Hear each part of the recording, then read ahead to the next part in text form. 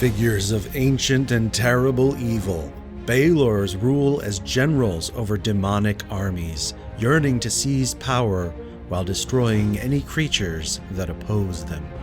Wielding a flaming whip and a longsword that channels the power of the storm, a BALOR's battle prowess is fueled by hatred and rage. Well, hello everyone, Wylock here. Welcome back. Thanks for joining me today. I have another kit bash to show you. This BALOR is built off of a toy that I saw walking through the Dollar Tree. Many of you in this hobby have probably seen before as well. So that toy plus a couple of our tried and true classic techniques, liberal use of hot glue and toilet paper, yields one miniature that's approximately to scale. Maybe a little too big, but it's fine. I'm not going to base it because despite how it looks like against all physics, it stands on its own. So now we'll jump into...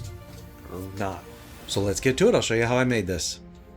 And remember that our sponsor is Heroes Horde for you 3D printers out there. Excellent selection, including all True Tiles lines.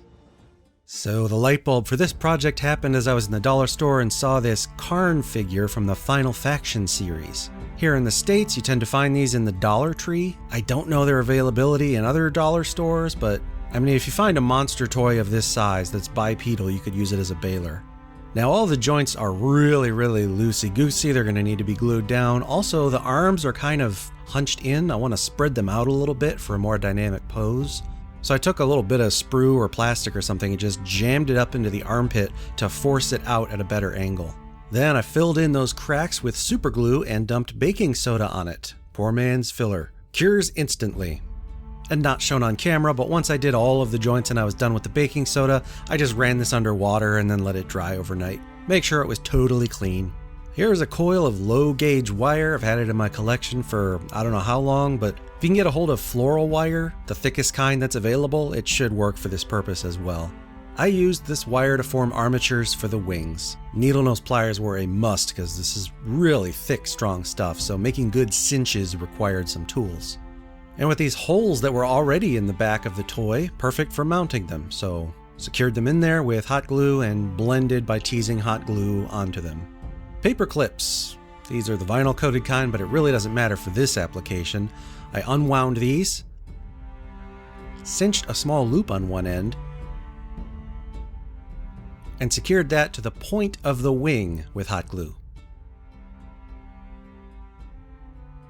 Then I went around and covered the entire armature all with hot glue. Now back to the dollar store toys. From Final Faction, this is Alpha Team, whatever. I like this double-sided scepter thing here. I think I can cut that in half and use it. I'm guessing it's meant to fit in the grip of the major toy figures. I don't know, I have absolutely no idea what figures are actually supposed to look like. But I cut another loop of that low gauge wire and then got out my pin vise and drilled into one of those scepter halves. Then for good measure, I took some paper straw. Later I would replace it with just a loop of cardboard, but I made a collar around the whole joint filled with hot glue to make this nice and strong. What else did I see in the aisle? More Alpha Team, Final Faction. This says like aircraft stuff, I think. Look at these wing pieces. I see the blade of a longsword. So I got my hobby clippers and started pruning away to make it such. And with what's left of that scepter, I think that makes a perfect hilt for this longsword. It's also not straight, it's kind of bent to one side, which I think is cool. It sort of lends to the demonic, irregular feel. This will work. Back to the pin vise, drilling a hole in each of those pieces and securing with a wooden dowel in the middle. Alright, now back to the whip. As you can see, I've covered the rest of the wire with hot glue, and I'm working on a silicone mat, but wax paper would work as well. Anything that hot glue won't stick to. And using the hot glue gun, I'm just drawing out arches that are, 2 to 3 inches long, and then teasing the glue away from it to make licking flames. For the intensity or the curvature of the arch, I just sort of put the coil of the whip down and eyeball it. Doesn't have to be exact, it is hot glue, it's flexible after all. But for every curve I drew, right next to it, I drew a mirror version of it. Then, once cooled, I peeled them off, little more fresh hot glue in the middle to sandwich them together, and then a little more fresh hot glue on the whip itself to attach it. And where each segment joins, it's pretty easy to blend it together with the nozzle of the hot glue gun while it's hot. Likewise, can tease upward from the body of the whip onto these flame pieces to sort of blend them into the body of the whip. Now I was cognizant as I worked my way around the whip to think which way is going to be up, because the flame should generally be flowing upwards. So when drawing those curves, sometimes I would tease the glue to the left and sometimes I would tease it to the right. Just go a few inches at a time along the whip and eyeball it. It'll be fine. Still working on silicone because it's about to get messy. I got some paper towel here. I'm going to douse it with watered down white PVA glue, put some glue on the armatures, and set it on there to dry overnight. Also, I did the loincloth in exactly the same way. This is finicky, it's a pain, but my goal was just to get the first layer of this stuff on here, and then I could put on additional layers of toilet paper or paper mache, which would ultimately smooth it out. This first layer with the paper towel is simply to give something to work off of. And once it's roughly in place, you can use a nice wet brush to sort of dab at it and cause it to liquefy and turn into a pulp, and then you can work it around a little easier, much like a clay. Anyway, after a few rounds of that, it's all dry and it's just a matter of some spikes from some kebab skewers and some skulls. Gotta have skulls. Put one on the belt and one on the sword. And also the feet are a little too big and it has these toes, so I decided to trim those back and smooth them out to look more like a cloven hoof, like you'd see on a Tanari. Here they are, all based with God's gift to humanity, Rust-Oleum 2X flat gray primer. And with some pure white in my airbrush, I'm going to base coat the flames in pure white because I know that's going to get yellow later on, and I can't paint yellow on anything other than white. But the figure itself gets a top-down zenithal, pretty healthy one, so I'm going white to gray. Also, unfortunately, at this point, it was revealed that some of that paper towel texture didn't get totally like pulpified. You can still see it. It's kind of a bummer, but I'm hoping that once the whole thing is painted and you have the whole thing to take into account, you won't notice it. I'm hoping. Now look at this. This is a bottle of the upcoming Speed Paint 2.0 line from Army Painter. I'll be doing a dedicated review video of these in the near future, but for now, it was a good opportunity to crack them open and just give them a try. I've never used speed paints or contrast paints or any of these before. I've never painted in this way before. But I must say, first look, they perform as written. 3 steps in one, beautifully vibrant color, which is what I like.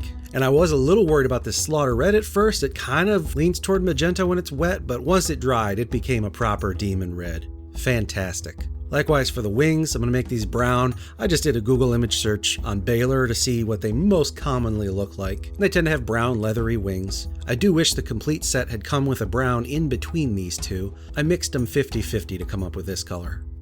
The Grim Black was really cool. I am really excited to start exploring with these on proper 28mm miniatures.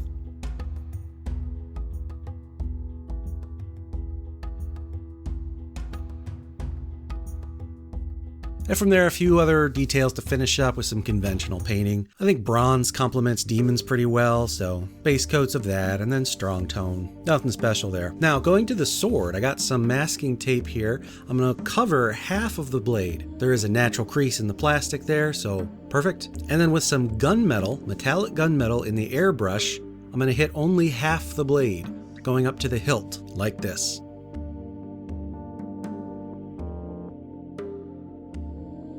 After removing the tape, you can see here it is half done. Once that's nice and dry, I tape over the part that I just painted, leaving the other half revealed. And then airbrush the gunmetal on going in the other direction, so this time at the tip of the sword.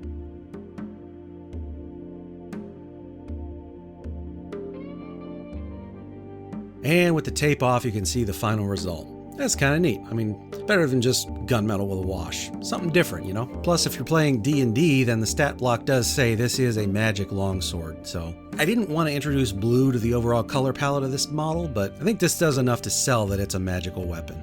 Now, the flame whip has been based in pure yellow. I do that with my airbrush because I don't paint yellow with a brush. And look at this, Wildfire Orange. It's right in the name. It's got to be good.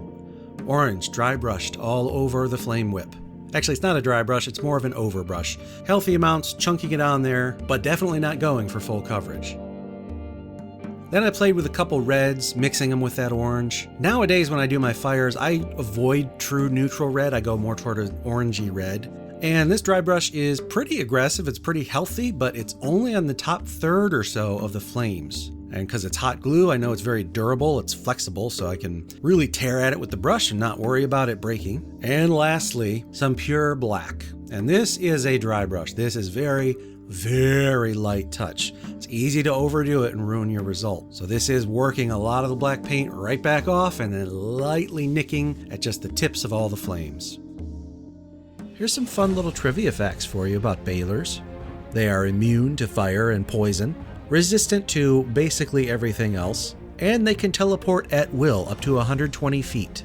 Anyone within 5 feet of it and or anyone who deals a melee attack to it takes fire damage. If it scores a critical hit when using the longsword, it rolls damage dice 3 times instead of twice. It is believed that there are only on the order of tens of balors in existence, though this cannot be proven or known. Though they are made of fire and embers and are creatures of a passionate fury, they are also ultra intelligent. Curiously, despite their overwhelming power, they favor scheming and plotting rather than doing battle on the front lines. When they die, they explode, dealing 20d6 fire damage to everything in the area. I think if I were to break down and categorize all the projects that I've ever done, and you had a category for like scratch bash, or not scratch, but kit bashing, this probably ranks up there with the XP90 and the XP120. The only issue now is I have to basically design my entire next campaign around this model, because it exists. Anyway, like, subscribe, notifications, Patreon, Amazon affiliate links, all that stuff in the video description below. Thanks for watching. I'm Wylock. Make things and play games.